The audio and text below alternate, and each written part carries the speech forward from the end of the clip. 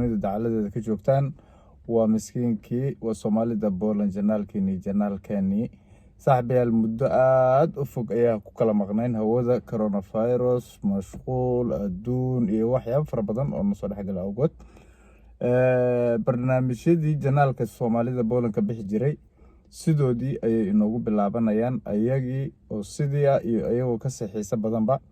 barnaamijyo fara badan aan idin soo wadnaa insha Allah bikrim oo xiisa gali doona waxaa kamid ah barnaamij la yiraahdo 15 su'aalood oo su'aalo ku weydiin doono dad badan oo wadanka ku nool waxtar leh Soomaali iyo ajaanib leh xagga caafimaadka waxbarashada dalxiiska iyo waxyaabo kale fara badan aan su'aalo kaga soo weydiin doono adinkana wixii su'aalo ay aad qabtaan waxaad nagu soo hoos qori doontaan comment ahaan videoga hoostiisa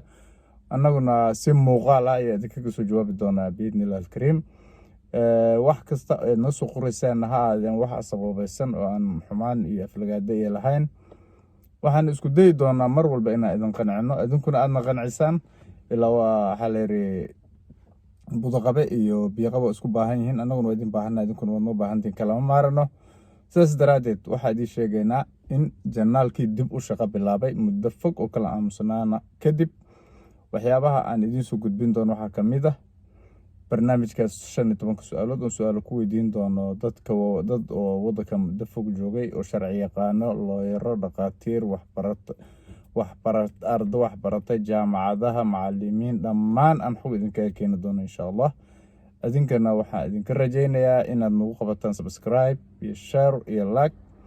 annaguna aan idin dadaalna idinkuna aan noo dadaashaan aan noqono waxaa la yiri gacal laba gacmood is dhaaf gacal wuxuu ku jira laba gacmood is dhaafta annaguna idin soo adeegna idinkuna aan soo adeegtaan maalinle ay fiidiyoyadu noqon doonaan insha Allah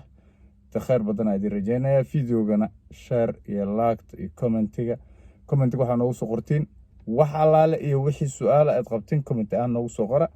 adoo ku qoraya magacaaga iyo meesha aad joogtid si aan u xigano hadhow marka fiidiyoga dambe jawaabaha aan ku soo duubi doono